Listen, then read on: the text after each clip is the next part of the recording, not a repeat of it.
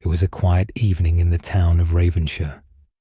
The sky stretched endlessly, painted in soft hues of twilight. The town was old, its cobblestone streets whispering stories of centuries past. But among its many secrets, one legend had stood the test of time, a tale of a hidden portal that opened only under the full moon's glow. 17-year-old Ethan Carter had always been drawn to mysteries. Unlike the other townsfolk, who dismissed the story as a mere bedtime tale, Ethan felt something strange whenever he heard it. A pull, a whisper in the wind. That night, as the full moon rose over Blackwood Forest, Ethan saw something he had never noticed before.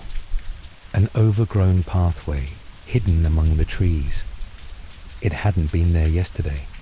His heart pounded. Was this it? With only a flashlight and his grandfather's old compass, Ethan took a deep breath and stepped forward. What he didn't know was that this step would change everything. The path twisted through the dark forest, the trees stretching taller than they should. Everything was unnaturally still. No rustling leaves, no chirping crickets, only the distant hum of the wind. And then, just ahead, something emerged from the mist. A stone archway, ancient and covered in ivy, stood at the end of the path. Strange symbols glowed faintly under the moonlight. Ethan hesitated. The legend had said something about markings, but no one had ever described them. He reached out, his fingers tracing the cold surface. The wind roared through the trees. The symbols pulsed with light, and before Ethan could react, the ground vanished beneath his feet. When Ethan opened his eyes, he wasn't in Blackwood Forest anymore. The air was crisp, filled with the scent of something celestial. He sat up and gasped. A vast silver landscape stretched before him, bathed in eternal moonlight. Rivers shimmered like liquid stars, and the trees glowed softly in the night.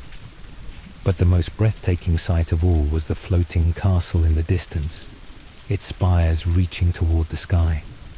Just as Ethan got to his feet, a voice behind him made him freeze. "You shouldn't be here." He spun around. A girl stood in the moonlit grass, her long silver hair flowing like mist, her piercing blue eyes locked onto his. "Who are you?" Ethan asked, his voice barely above a whisper. The girl took a step closer. "More importantly, who are you?" Her name was Celine, and she was a guardian of the Moonlight Realm. She told Ethan that the portal was only meant for those destined to find it. "You have to leave," she said urgently, "before he finds you." Ethan frowned. "Who?" A distant howl echoed through the valley. Celine's face paled. "There's no time. Run!" The sound of thundering paws grew louder behind them. Ethan risked a glance over his shoulder. Black mist slithered between the trees, taking the shape of monstrous wolves with glowing red eyes. Celine grabbed his arm, pulling him forward. "If they catch you, you'll never escape this realm." They barely made it across an ancient bridge before Celine chanted something under her breath. The bridge crumbled behind them, swallowing the creatures into the abyss below. Ethan, still panting, turned to Celine. "What the hell was that?" She didn't answer immediately. Instead, she looked at him with an expression that sent chills down his spine. "He knows you're here." Celine led Ethan to a hidden chamber within the floating castle. The walls were covered in glowing markings, the same ones from the portal. "Why did the portal open for me?" Ethan asked. Celine didn't answer. Instead, she pointed at an old tapestry hanging on the far wall. Ethan's breath caught in his throat. It depicted a boy standing before a dark figure, holding a staff of pure moonlight. The boy looked exactly like him. "You were meant to come here," Celine whispered. You are the traveler, the one destined to stop the Shadow King. Ethan swallowed hard. And what happens if I don't? Celine's voice was barely audible. Then both our worlds will fall into darkness. There was only one way to stop the Shadow King.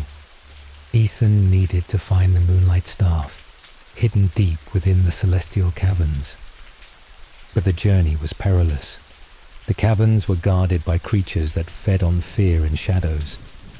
Ethan and Celine set off immediately, crossing silver rivers and scaling jagged cliffs. But when they finally reached the cavern's entrance, they came face to face with something truly terrifying. The gate to the caverns was alive. Dark shadows twisted and slithered across its surface, forming a monstrous figure. A deep, guttural voice rumbled through the night. Only those worthy may pass. To enter the caverns, Ethan had to prove his heart was free of darkness. The shadow being sent visions rushing through his mind, his worst fears.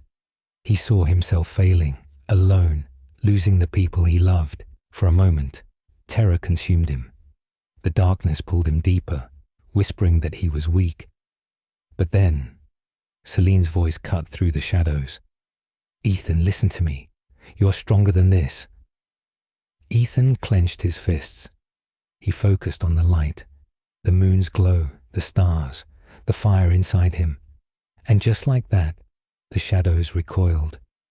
The cavern gates creaked open. At the very center of the chamber, on a pedestal of pure silver, rested the moonlight staff.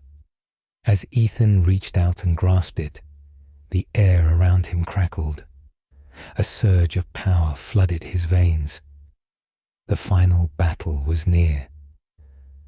The moment Ethan stepped out of the caverns, the sky changed. The stars dimmed. The moonlight flickered. And then the Shadow King appeared. A swirling mass of black mist formed before them, shaping itself into a towering figure. His hollow eyes bore into Ethan's soul. You are too late, the Shadow King growled. The portal is already weakening. Ethan raised the moonlight staff. Not if I stop you first. The Shadow King let out a terrible, bone-chilling laugh. Then come, boy, face the darkness. The battle was fierce. Shadows swarmed around Ethan and Celine, trying to consume them. But with every strike of the moonlight staff, the darkness was pushed back. But the Shadow King was relentless. Ethan was losing strength. And then, just as he thought it was over, Celine grabbed his hand. We fight together, she said. The staff blazed with light. A shockwave erupted, blinding the Shadow King. He let out a final ear-splitting scream before vanishing into nothingness. It was over.